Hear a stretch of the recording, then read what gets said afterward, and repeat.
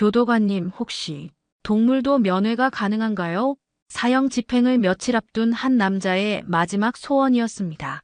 2년간 독방에서 지내온 그가 간절히 만나고 싶어 한 건 가족도 친구도 아닌 바로 자신의 반려견이었죠. 하지만 여기서 끝이 아닙니다. 그 진돗개는 단순히 주인을 그리워하기만 한 게 아니었어요. 무려 2년 동안 아무도 모르는 어떤 비밀을 간직하고 있었거든요. 그 비밀이 무엇인지는 아무도 상상하지 못했습니다. 과연 이 특별한 면회가 허락될까요? 그리고 그 진돗개가 지켜온 비밀은 과연 무엇일까요? 지금부터 여러분께 들려드릴 이야기는 단순한 반려동물 이야기가 아닙니다. 한 마리 개의 놀라운 충성심이 어떻게 한 사람의 운명을 완전히 바꿔놓았는지 그 믿기 어려운 실화 같은 이야기를 지금 시작합니다. 1초밖에 걸리지 않는 구독과 좋아요 눌러주시면 이야기가 더 재미있으실 거예요. 그럼 지금부터 시작합니다. 강원도 양구의 새벽 공기는 차갑고 맑았습니다. 산골 마을의 작은 집에서 유준혁은 습관처럼 창문을 열고 깊게 숨을 들이켰죠. 37살의 그는 국방부에서 보안 프로그래머로 일하다 은퇴한 지 벌써 반년이 지나고 있었습니다. 군 출신답게 규칙적인 생활을 유지하며 새벽 5시면 어김없이 눈을 뜨는 준혁이었어요. 바람아, 산책 갈까? 목소리를 듣자마자 방 한구석에서 잠들어 있던 진돗개 한 마리가 벌떡 일어났습니다. 4살 된 수컷 진돗개 바람이는 보호소에서 준혁이 직접 입양해 온 반려견이었죠. 흰색 털과 총명한 눈빛이 인상적인 바람이는 주인을 향해 꼬리를 흔들며 다가왔어요. 아침 산책을 마치고 돌아온 준혁은 컴퓨터 앞에 앉았습니다. 은퇴했지만 여전히 국방부 외주 프로젝트를 간헐적으로 맡고 있었거든요. 오늘도 보안 점검 요청이 들어온 서버에 접속하려던 참이었죠. 어라, 이상하네. 평소와 다른 로그인 기록이 눈에 띄었습니다. 준혁의 직업적 감각이 발동했어요. 원리 원칙에 충실한 성격 때문에 작은 이상 신호도 그냥 넘어가지 못하는 습관이 있었거든요. 서버 깊숙이 들어가 보니 평소에 보지 못했던 암호화된 폴더가 있었습니다. 몇 시간의 분석 끝에 준혁은 충격적인 내용을 발견했죠. 국방 예산 유출과 관련된 문서들, 그리고 고위급 정치인들의 이름이 적힌 계좌 내역서가 고스란히 저장되어 있었어요. 특히 민태수라는 전직 국회의원의 이름이 여러 차례 등장했습니다. 이건 단순한 보안 점검이 아니야. 준혁은 서둘러 증거 파일들을 별도로 백업했습니다. 바람이는 주인의 긴장된 모습을 감지했는지 조용히 옆에 앉아 있었어요. 그때 갑자기 현관문이 요란하게 두드려졌죠. 국정원입니다. 문 열어주세요. 준혁의 얼굴이 창백해졌습니다. 뭔가 잘못되었다는 직감이 들었어요. 재빨리 증거 파일이 담긴 작은 저장 장치를 바람이의 목줄 안쪽 주머니에 숨겼죠. 바람이는 주인의 급박한 행동을 가만히 지켜보며 모든 상황을 기억하고 있었습니다. 문이 열리자 수사관들이 몰려들었어요. 준혁은 아무 저항 없이 체포되었죠. 차에 실려가는 마지막 순간 준혁은 창문 너머로 바람이를 바라봤습니다. 진돗개의 눈에는 주인을 향한 애절한 시선이 가득했어요. 이렇게 평온했던 양구의 아침이 악몽의 시작이 되었습니다. 준혁은 아직 자신에게 어떤 일이 닥쳐올지 상상도 못하고 있었죠. 서울중앙지검 조사실의 형광등 불빛은 차갑고 무정했습니다. 유준혁은 차가운 의자에 앉아 검사의 날카로운 질문들을 받고 있었어요. 체포된 지 사흘째, 준혁은 자신이 처한 상황의 심각성을 조금씩 깨달아가고 있었죠. 피의자 유준혁, 당신은 김상훈 국장을 살해한 후 국방부 기밀 정보를 빼돌렸습니다. 검사의 단호한 목소리가 조사실에 울려 퍼졌어요. 준혁은 고개를 저으며 항변했죠. 그런 일은 없었습니다. 저는 단지 보안 점검을 하다가 증거는 명확해요. 당신의 서버 접속 기록, 김 국장과의 마지막 통화 녹음, 그리고 현장에서 발견된 당신의 지문까지. 준혁의 머릿속이 하얘졌습니다. 김상훈 국장이 죽었다는 소식은 처음 듣는 일이었거든요. 더욱 충격적인 건 자신이 그 죄목으로 기소되었다는 사실이었죠. 모든 증거가 자신을 향해 있었어요. 마치 누군가 치밀하게 계획한 함정에 빠진 것 같았습니다. 국선 변호사 박민수는 서류를 대충 넘기며 한숨을 쉬었어요. 50대 중반의 그는 이미 수많은 패소 사건에 지쳐있는 모습이었죠. 준혁 씨, 솔직히 말하면 이 사건은 승산이 없어 보입니다. 증거가 너무 확실해요. 변호사님, 저는 정말 억울합니다. 누군가 저를 함정에 빠뜨린 거예요. 박민수는 고개를 저었습니다. 그런 말하지 마세요. 법정에서는 증거가 전부니까요. 재판이 시작되었습니다. 법정은 언론과 방청객들로 가득 찼어요. 검찰은 차근차근 준혁의 죄상을 나열했죠. 서버 해킹, 기밀 정보 유출, 그리고 살인까지. 모든 증거는 완벽했습니다. 너무 완벽해서 오히려 의심스러울 정도였어요. 피고인 유준혁은 국방부 보안 시스템을 악용하여 기밀 정보를 빼돌리려 했고, 이를 발견한 김상훈 국장을 살해했습니다. 준혁은 자신의 무죄를 주장했지만 판사의 표정은 싸늘했어요. 증거 앞에서 그의 항변은 공허하게 들렸죠. 저는 그저 보안 점검을 하던 중 이상한 파일을 발견했을 뿐입니다. 김 국장님을 죽일 이유도 없고 그럴 능력도 없어요. 하지만 검찰이 제시한 증거들은 압도적이었습니다.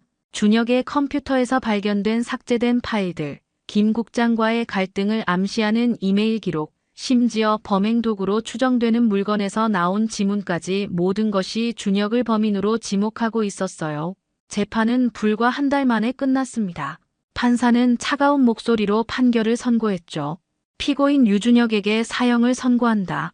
법정이 술렁였습니다. 준혁은 믿을 수 없다는 표정으로 판사를 바라봤어요. 사형이라니, 이 모든 게 악몽 같았죠. 그 시각 강원도 양구에서는 준혁의 옛 친구인 최윤서가 바람이를 돌보고 있었습니다. 윤서는 초등학교 교사로 준혁과는 대학 시절부터 친구였어요. 바람이는 주인이 떠난 후 계속 현관문만 바라보며 기다리고 있었죠. 바람아, 준혁이가 꼭 돌아올 거야. 윤서는 바람이의 머리를 쓰다듬으며 위로했습니다. 하지만 뉴스에서 들려오는 사형 선고 소식에 그녀의 마음도 무거워졌어요. 정의롭고 원칙적인 준혁이 그런 일을 할 리 없다고 확신했거든요. 서울구치소의 독방은 햇빛 한 줄기 들어오지 않는 차가운 공간이었습니다. 유준혁은 이곳에서 벌써 2년째 살고 있었어요. 사형수 독방의 하루는 단조롭고 절망적이었죠. 아침 6시 기상, 정해진 시간의 식사, 그리고 끝없는 기다림의 연속이었습니다. 준혁은 작은 창틈으로 보이는 하늘을 바라보며 바람이를 생각했어요. 지금쯤 윤서와 함께 잘 지내고 있을까? 자신을 기다리고 있을까? 아니면 이미 새로운 주인을 만났을까? 생각할수록 가슴이 아팠죠. 유준혁, 면회 신청서. 교도관 김종수가 철창 사이로 서류를 밀어넣었습니다. 50대 초반의 김종수는 20년 넘게 교도소에서 근무한 베테랑이었어요. 처음에는 다른 사형수들처럼 준혁을 대했지만 시간이 지나면서 그의 진실한 모습을 보게 되었죠. 면회요? 저한테 올 사람이 있나요? 준혁은 의아한 표정을 지었습니다. 사형 선고 이후 가족들마저 등을 돌렸거든요. 부모님은 이미 몇 년 전에 돌아가셨고 형제자매도 없었어요. 유일한 친구였던 윤서도 한두 번 와본 것이 전부였죠. 아니, 면회 신청이 아니라 면회 신청서를 쓰라는 거야. 누구든 만나고 싶은 사람 있으면. 김종수의 말에 준혁의 눈이 반짝였습니다. 갑자기 머릿속에 바람이의 모습이 떠올랐어요. 털복숭이 얼굴과 총명한 눈빛, 자신을 향해 달려오던 그 모습이 생생했죠. 교도관님, 혹시 동물도 면회가 가능한가요? 동물? 무슨 소리야? 제 반려견이요. 바람이라는 진돗개인데. 김종수는 황당하다는 표정을 지었습니다. 야, 여기가 동물원인 줄 아나?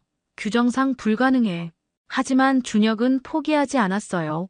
간절한 눈빛으로 김종수를 바라봤죠. 교도관님, 제가 마지막으로 부탁드리는 거예요. 사형 집행일이 얼마 남지 않았잖아요. 바람이를 한 번만, 딱 한 번만 볼 수 있을까요? 김종수는 망설였습니다. 규정은 분명했지만 2년 동안 지켜본 준혁의 모습이 떠올랐어요. 다른 사형수들과는 달리 끝까지 희망을 잃지 않고 교도관들에게도 항상 예의 바르게 대했거든요. 규정상 안 된다고 했잖아. 알고 있어요. 하지만 마지막 소원이에요. 바람이는 제게 가족 같은 존재거든요. 준혁의 목소리에는 간절함이 배어 있었습니다. 2년 동안 한 번도 흘리지 않았던 눈물이 맺히기 시작했어요. 김종수는 한숨을 쉬었습니다. 사실 준혁의 사건에 대해서도 의구심을 가지고 있었거든요. 이렇게 순수한 사람이 정말 살인을 저질렀을까 하는 생각이 들었죠. 내가 소장님께 한번 말씀드려 볼게. 하지만 기대는 하지 마. 며칠 후 김종수가 다시 나타났습니다. 그의 표정은 평소보다 밝아 보였어요. 야, 유준혁. 소장님이 특별히 허가해 주셨어. 한 번만이야, 한 번만. 준혁은 믿을 수 없다는 표정을 지었습니다. 정말로 바람이를 볼 수 있다는 거였어요. 정말요? 언제요? 내일 오전 9시. 내 친구한테 연락해서 걔를 데리고 오라고 할게. 그날 밤 준혁은 잠을 이루지 못했습니다. 바람이를 만난다는 생각에 가슴이 벅찼어요. 2년 만의 재회, 그리고 아마도 마지막이 될 만남이었죠. 준혁은 창가에 앉아 별을 바라보며 바람이에게 하고 싶은 말들을 마음속으로 되뇌었습니다. 아침 햇살이 창문을 통해 들어오던 그 순간 최윤서는 평소보다 일찍 잠에서 깼습니다. 오늘은 준혁이와 바람이가 만나는 특별한 날이었거든요. 윤서는 조심스럽게 거실로 나가 바람이를 찾았어요. 하지만 평소 소파 옆에서 자던 바람이의 모습이 보이지 않았습니다. 바람아, 어디 있니? 윤서는 집안 곳곳을 찾아봤지만 바람이는 없었어요. 현관문이 살짝 열려 있는 걸 발견한 순간 가슴이 덜컥했죠. 어젯밤 깜빡하고 문을 제대로 닫지 않았나 봅니다. 안 돼, 오늘인데. 윤서는 급히 옷을 입고 밖으로 뛰어나갔습니다. 바람이는 평소 혼자 돌아다니는 개가 아니었어요. 항상 주인이나 윤서와 함께 산책을 했기 때문에 길을 잃을 리는 없었죠. 하지만 오늘따라 어디로 간 걸까요? 오빠한테 전화해야겠어. 윤서는 서둘러 오빠 강우석에게 전화를 걸었습니다. 강우석은 군정보사령부 헌병대에서 수사관으로 일하고 있었어요. 준혁과는 군 복무 시절 알게 된 사이였죠. 우석 오빠, 큰일 났어. 바람이가 없어졌어. 뭐? 바람이가? 강우석의 목소리에 긴장감이 스며들었습니다. 오늘이 준혁과 바람이의 마지막 만남일지도 모른다는 걸 알고 있었거든요. 지금 가고 있어. 같이 찾자. 30분 후 강우석이 도착했습니다. 키 큰 체격의 단정한 모습에 그는 여동생의 다급한 표정을 보며 즉시 행동에 나섰어요. 평소에 바람이가 자주 가던 곳이 어디야? 솔밭공원. 준혁이랑 맨날 산책하던 곳이야. 남매는 차를 타고 솔밭공원으로 향했습니다. 공원은 그리 크지 않았지만 바람이를 찾기에는 충분히 넓었어요. 윤서는 불안한 마음으로 바람이의 이름을 부르며 공원 곳곳을 뒤졌죠. 바람아, 바람이야. 1시간이 넘게 찾아다닌 끝에 강우석이 공원 구석진 곳에서 바람이를 발견했습니다. 바람이는 돌무더기 근처에서 이상한 행동을 하고 있었어요. 앞발로 땅을 파기도 하고 목을 자꾸 긁기도 했죠. 바람아. 윤서가 달려가자 바람이는 반가워하며 꼬리를 흔들었습니다. 하지만 여전히 목 부분을 자꾸 긁고 있었어요. 왜 이러지? 목줄이 불편한가? 윤서가 바람이의 목줄을 만져보려는 순간 강우석이 뭔가 이상함을 느꼈습니다. 수사관의 직감이 발동한 거였어요. 잠깐 윤서야. 목줄을 자세히 봐봐. 바람이의 목줄 안쪽을 살펴보니 작은 주머니가 있었습니다. 그 안에서 손톱만 한 작은 저장 장치가 나왔어요. 이게 뭐지? 강우석은 조심스럽게 그 장치를 꺼냈습니다. 작은 USB였어요. 바람이는 마치 이걸 전달하려고 했다는 듯 조용해졌죠. 차에서 확인해보자. 차 안에서 노트북으로 USB를 확인한 순간 남매의 얼굴이 창백해졌습니다. 화면에는 충격적인 영상이 재생되고 있었어요.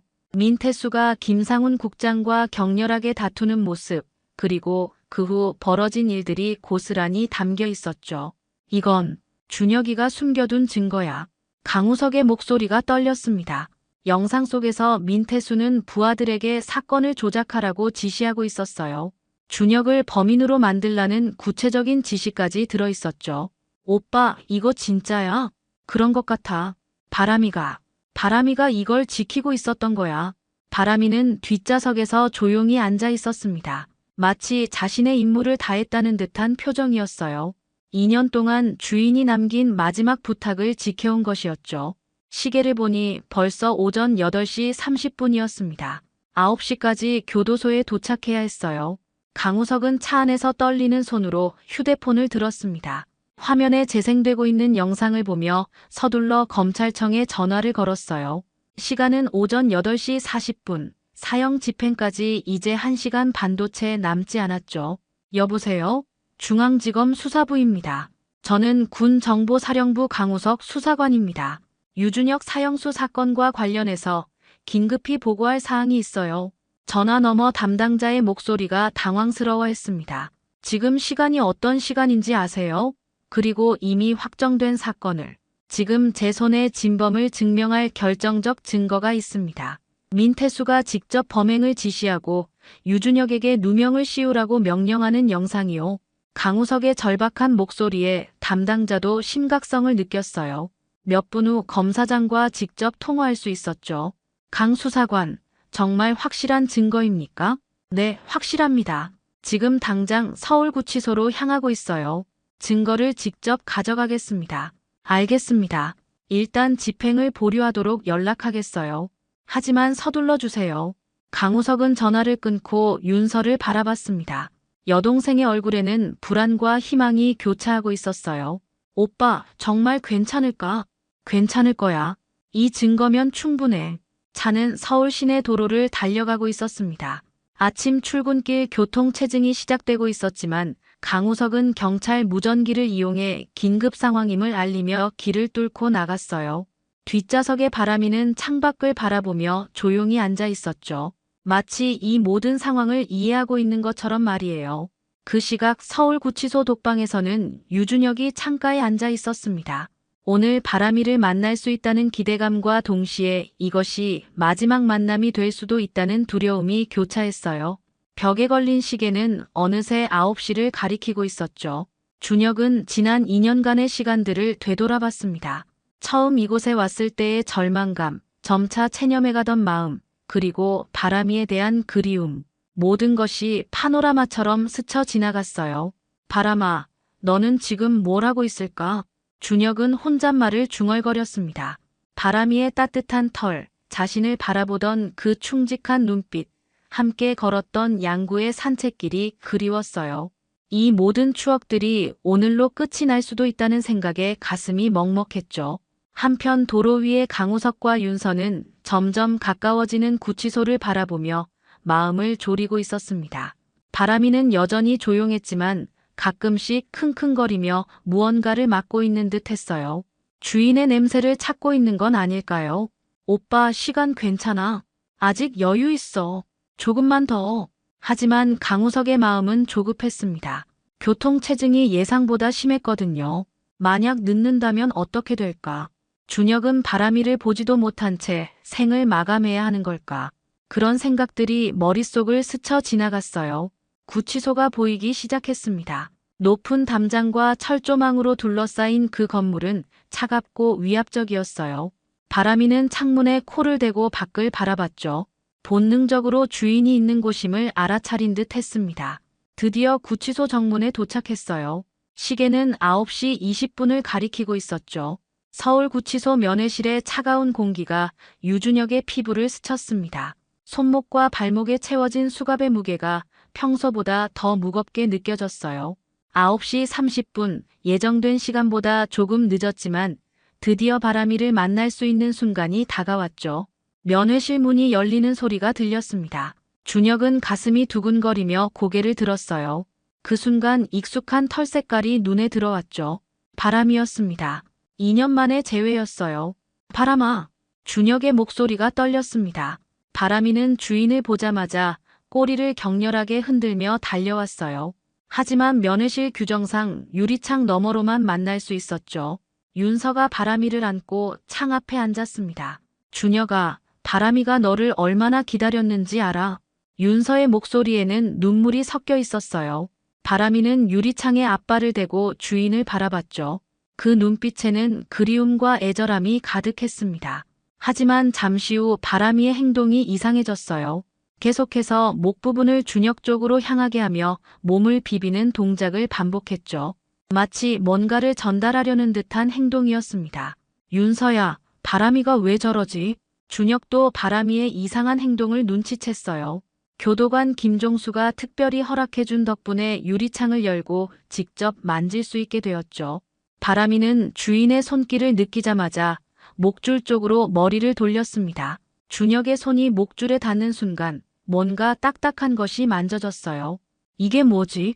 준혁이 목줄 안쪽을 더 자세히 만져보니 작은 주머니가 있었습니다. 그 안에서 손톱만 한 저장 장치가 나왔어요. 바로 그가 사건 당일 급하게 숨겨둔 증거였죠. 윤서야, 이거. 준혁의 손이 떨렸습니다. 2년 동안 바람이가 이걸 지키고 있었다는 사실에 충격을 받았어요. 똑똑한 진돗개는 주인의 마지막 행동을 정확히 기억하고 있었던 겁니다. 윤서가 급히 말했어요. 준혁아, 그 안에 모든 증거가 들어있어. 민태수가 진짜 범인이라는 증거 말이야. 면회실이 술렁거리기 시작했습니다. 교도관 김종수가 상황을 파악하고 급히 무전기를 들었어요. 소장님, 긴급 상황 발생했습니다. 유준혁 면회실로 급히 와주세요. 몇 분이 지나지 않아 구치소장과 법무부 담당자들이 뛰어들어왔습니다. 강우석도 함께 들어와 노트북으로 USB 내용을 확인해 주었어요.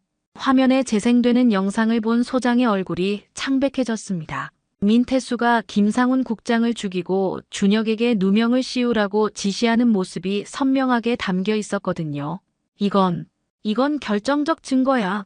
법무부 담당자가 급히 전화를 걸었습니다. 사형 집행 즉시 중지. 재수사 명령 내려주세요. 그 순간 준혁의 눈에서 눈물이 흘러내렸어요. 절망의 눈물이 아니라 희망의 눈물이었죠. 바람이는 여전히 주인 곁에 있으면서 조용히 꼬리를 흔들고 있었습니다. 바람아, 고마워. 정말 고마워. 준혁은 떨리는 목소리로 바람이의 머리를 쓰다듬었어요.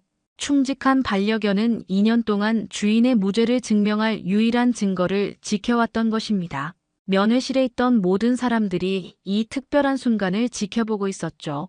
USB에 담긴 결정적 증거로 인해 검찰은 즉시 민태수에 대한 체포영장을 신청했습니다. 영상 속에서 그가 직접 살인을 저지르고 조작을 지시하는 모습이 너무나 선명했거든요. 2년 동안 완벽하다고 여겨졌던 사건의 진실이 마침내 드러나는 순간이었어요. 민태수는 서울 강남의 고급 오피스텔에서 여유롭게 아침을 보내고 있었습니다. 55세의 그는 전직 국회의원이라는 지위를 이용해 여전히 정치적 영향력을 행사하고 있었죠. 유준혁을 완벽하게 제거했다고 생각하며 안심하고 있었어요. 하지만 오전 11시 현관문이 요란하게 두드려졌습니다. 검찰청입니다. 민태수 씨, 문 열어주세요. 민태수의 얼굴이 순간 일그러졌어요. 뭔가 잘못되었다는 직감이 들었죠. 서둘러 휴대폰으로 변호사에게 전화를 걸려 했지만 이미 늦었습니다. 민태수, 김상훈 살인 및 증거 조작 혐의로 긴급 체포합니다. 수갑이 채워지는 순간 민태수는 믿을 수 없다는 표정을 지었어요. 완벽하게 처리했다고 생각했던 사건이 어떻게 다시 수면 위로 올라온 건지 이해할 수 없었거든요. 무슨 말도 안 되는 소리야. 증거가 뭐가 있다고. 당신이 직접 범행을 저지르고 조작을 지시하는 영상이 있습니다. 검사의 차갑고 단호한 말에 민태수의 얼굴에서 혈색이 사라졌어요. 그 영상이 아직 남아있었다는 사실에 충격을 받았죠. 한편 서울구치소에서는 준혁이 임시 석방 절차를 밟고 있었습니다. 재심이 확정될 때까지 보석으로 풀려나게 된 것이에요. 2년 만에 맞는 자유의 공기는 달콤했습니다. 구치소 정문에서 윤서와 바람이가 기다리고 있었어요. 바람이는 주인이 나오는 모습을 보자마자 온몸으로 기쁨을 표현했죠. 꼬리 흔들기로는 부족하다는 듯 점프까지 하며 반겼습니다. 바람아, 기다렸지? 준혁은 바람이를 꼭 안았어요. 따뜻한 털의 감촉과 익숙한 냄새가 그리웠거든요. 바람이 역시 주인의 품에서 행복해하며 얼굴을 하찼습니다. 준혁아, 이제 집으로 가자. 윤서의 목소리에는 안도감이 묻어났어요. 오랜 친구의 억울함이 풀렸다는 기쁨과 함께 말이죠. 강원도 양구로 향하는 차 안에서 준혁은 창밖 풍경을 바라봤습니다. 2년 동안 보지 못했던 자유로운 세상이었어요. 도시를 벗어나 산과 들이 보이기 시작하자 마음도 한결 가벼워졌죠. 집에 도착했을 때 바람이는 곧바로 자신의 자리로 달려갔습니다. 주인의 침대 옆 방석이 그대로 있었거든요. 윤서가 2년 동안 정성스럽게 관리해준 덕분이었어요. 석 달 후 드디어 재심 재판이 열렸습니다. 법정은 언론과 시민들로 가득 찼어요. 이번에는 진실이 밝혀지는 재판이었거든요. 검찰은 새로 발견된 증거를 바탕으로 준혁의 무죄를 입증했죠. 피고인 유준혁에게 무죄를 선고합니다. 판사의 선고가 떨어지는 순간 법정이 박수로 가득 찼어요.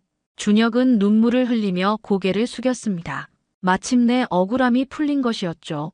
법정 밖에서는 바람이가 윤서와 함께 기다리고 있었어요.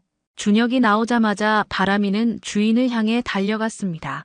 이제 정말로 자유로운 재회였어요. 무죄 선고 후 한 달이 지났습니다. 유준혁은 서서히 일상을 되찾아가고 있었어요. 강원도 양구의 집에서 바람이와 함께 보내는 시간들이 소중했죠. 하지만 2년간의 구치소 생활로 인한 마음의 상처는 쉽게 아물지 않았습니다. 그런 준혁에게 윤서가 제안했어요. 준혁아, 서울 나들이 어때? 너무 집에만 있으면 안 좋을 것 같아. 처음에는 거절하려던 준혁이었지만 바람이를 생각해서 결정을 바꿨습니다. 바람이도 넓은 곳에서 뛰어놀 기회가 필요했거든요. 주말 오후 3명은 한강변 산책로에 나왔어요. 따스한 봄 햇살이 강물에 반짝이고 있었습니다. 벚꽃이 흩날리는 길을 걸으며 준혁은 오랜만에 마음의 평화를 느꼈죠. 바람이는 앞서 나가며 신나게 뛰어다녔습니다. 그러다가 문득 뒤돌아보며 주인을 기다리는 모습을 보였어요. 그 모습이 예전과 똑같아서 준혁의 가슴이 뭉클해졌습니다. 바람아, 넌 정말 변하지 않았구나. 준혁은 바람이를 쓰다듬으며 미소를 지었어요. 2년간 자신이 겪은 고통을 생각하면 분노가 치밀어 오를 법도 했지만 바람이를 보고 있으니 그런 감정들이 사라졌죠. 준혁아, 이제 정말 괜찮은 것 같네. 윤서가 옆에서 말했습니다. 준혁의 표정이 예전처럼 밝아졌거든요. 응, 바람이 덕분에. 준혁은 진심으로 대답했어요. 바람이가 없었다면 자신은 억울하게 세상을 떠났을 테니까요. 해가 서서히 지기 시작했습니다. 강 건너편 하늘이 주황빛으로 물들어가고 있었어요. 바람이는 여전히 앞서가다가 뒤돌아보기를 반복했죠. 마치 주인이 혼자 남겨지지 않도록 확인하는 것 같았습니다. 넌 단순한 개가 아니야. 준혁이 바람이를 바라보며 조용히 말했어요. 내 목숨을 지켜준 가족이야. 아니, 나보다 더 똑똑한 가족이지. 바람이는 주인의 말을 알아듣는 듯 꼬리를 살랑 흔들었습니다. 그리고 준혁의 다리에 머리를 비비며 애정을 표현했어요. 노을이 완전히 지고 어둠이 내리기 시작할 때쯤 3명은 집으로 향했습니다. 준혁은 바람이를 품에 안고 걸었어요. 무거웠지만 전혀 힘들지 않았죠. 오히려 바람이의 온기가 마음을 따뜻하게 해주었습니다. 앞으로 어떻게 살 거야? 윤서가 물었습니다. 준혁은 잠시 생각에 잠겼어요. 글쎄, 아직은 모르겠어.